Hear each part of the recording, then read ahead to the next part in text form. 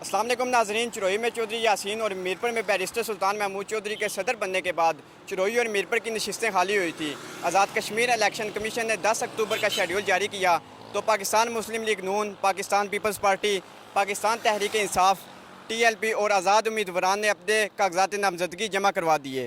میں اس وقت موجود ہوں میرپور آزاد کشمیر میں۔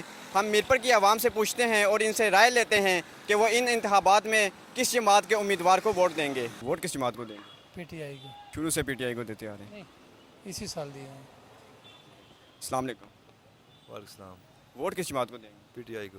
یہ جو آپ پچھلے الیکشن گئے اس میں بھی آپ نے پی ٹی آئی کو دیے تھے یا اور کسی جماعت کو دیے؟ اس بار دیے۔ السلام علیکم۔ السلام۔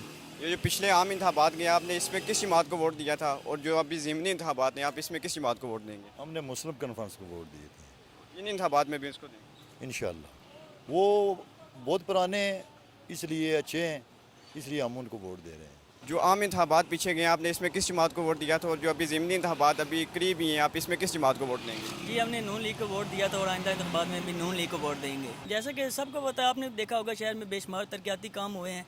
پچھلے کئی سالوں سے ہم نے کوئی بھی ترقیاتی کام نہیں دیکھے، اس سال میں بہت کام ہوئے ہیں۔ اور پی ٹی آئی کی حکومت پاکستان میں آئی ہے تو دیکھ لیا سب نے تبدیلی، اتنی مہنگائی ہو گئی ہے، کوئی ان کو سمجھ ہی نہیں ہے، اس لیے ہم نون لیگ کے ساتھ ہیں۔ ووٹ کس جماعت کو دیں گے؟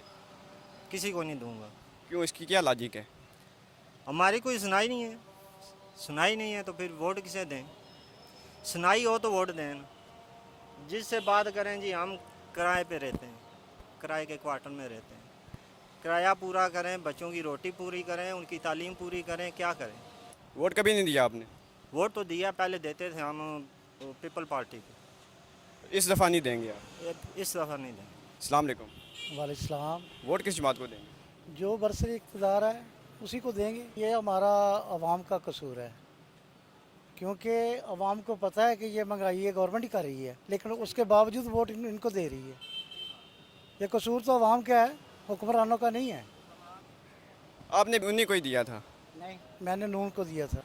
پچھلے جو انتخاب ہوئے ہیں ہم نے چودھری شہید صاحب کو ووٹ دیے ہیں، تو انشاءاللہ بھی یہی پروگرام ہے، چودھری شہید صاحب کو انشاءاللہ ون کریں گے۔ آپ نے جو پیچھے عام انتخابات گئے آپ نے اس میں کس جماعت کو ووٹ دیے تھے، ابھی جو ضمنی انتخابات آ رہے ہیں آپ اس میں کس جماعت کو ووٹ دیں گے؟ پی ٹی آئی کو دے رہے ہیں، ہم شروع سے پی ٹی آئی کو دے رہے ہیں۔ اب ان انتخابات میں بھی پی ٹی آئی کو دیں گے؟ سر ہم ووٹ دیں گے انشاءاللہ شیر کو، ٹھیک ہے۔ جیسا کہ آپ کو پتہ ہے پاکستان کے حالات کس طرح جا رہے ہیں، مہنگائی کتنی بڑھ گئی ہے، غریب آدمی تو کا گزارا بہت مشکل ہے، ہر چیز کا ریٹ ڈبل بھی نہیں بلکہ 100% سے بھی زیادہ بڑھ گیا ہے۔ ناظرین، ضمنی الیکشن کے حوالے سے میرپور کے شہریوں کا ملا جلا رجحان دیکھنے میں آیا ہے۔ اب یہ وقت ہی بتائے گا کہ کس جماعت کا پلڑا بھاری رہے گا۔